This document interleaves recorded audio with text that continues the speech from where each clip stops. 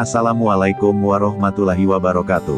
Hai pemirsa setia kasus Subang hari ini, bagaimana kabar kalian? Insya Allah pasti sehat semua.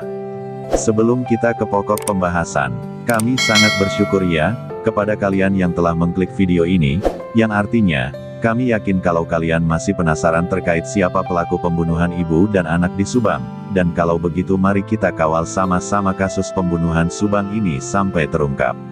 Segera berakhir, kasus pembunuhan ibu dan anak di Subang, HP Amalia ditemukan. Mungkinkah pembunuh sudah terlacak? Anjas mengatakan, memperoleh informasi bahwa di antara temuan sejumlah handphone, HP, yang ditunjukkan kepada Yosep, 3 diantaranya diduga milik Amalia Mustika Ratu. Kabarnya, kata Anjas, salah seorang kuasa hukum dari Yosep, yaitu Dede Nasution, memberitahukan bahwa HP milik Amalia Mustika Ratu sudah ditemukan. Anjas juga mengatakan, jika kabar itu benar, berarti HP milik Amalia Mustika Ratu sudah ada di tim penyidik, dan itu patut diapresiasi. Nah, katanya, diduga di antara 3 HP milik Amalia itu juga ada sebenarnya sudah diberikan. HP milik Amalia Mustika Ratu sebanyak 3 buah sebelumnya banyak dicari, karena diduga bisa mengungkap dan melacak siapa pembunuh Tuti Suhartini dan Amalia Mustika Ratu yang merupakan ibu dan anak, di Jalan Cagak, Subang, tanggal 18 Agustus tahun 2021. Gambaran itu dimunculkan YouTube Anjas di Thailand, segera berakhir.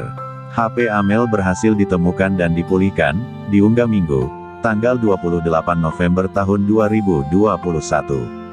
Namun, katanya, jika ada pertanyaan, apakah dari HP itu bisa terlacak siapa pelaku, yang membantu, atau pembunuhan?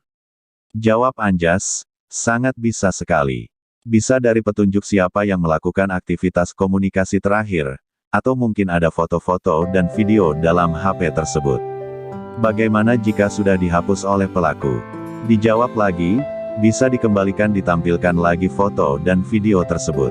Anjas menyebutkan, dari sumber istimewanya, hanya bisa melacak itu hanya ketika HP itu masih diaktifkan pada pukul 7.38 waktu Indonesia Barat. Dikatakan pula, ada pula sumber istimewa lainnya, bahwa iPhone 11 itu masih aktif dan ada nama pada provider. Anjas juga mengatakan soal keterangannya terdahulu, bahwa salah satu HP milik Amalia itu berada pada suatu koordinat masih di Jalan Cagak, dirinya mengatakan itu baru sebuah dugaan.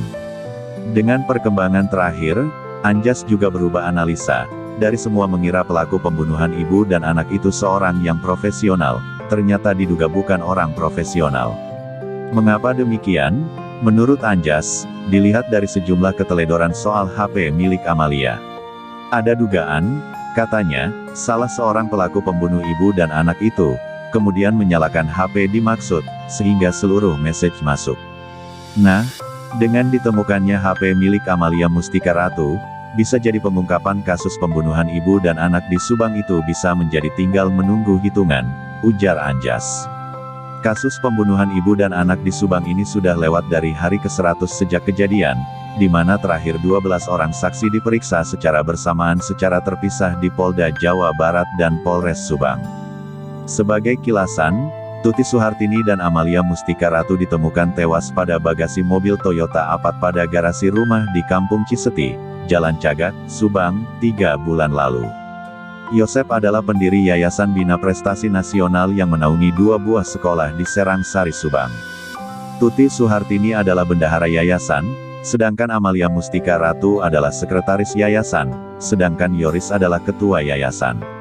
Adapun rumah kejadian di Ciseti Jalan Cagak, Subang itu adalah tempat tinggal sekaligus kantor Yayasan Bina Prestasi Nasional.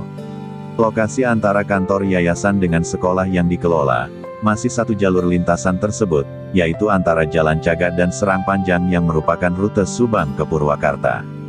Nah, bagaimana menurut kalian?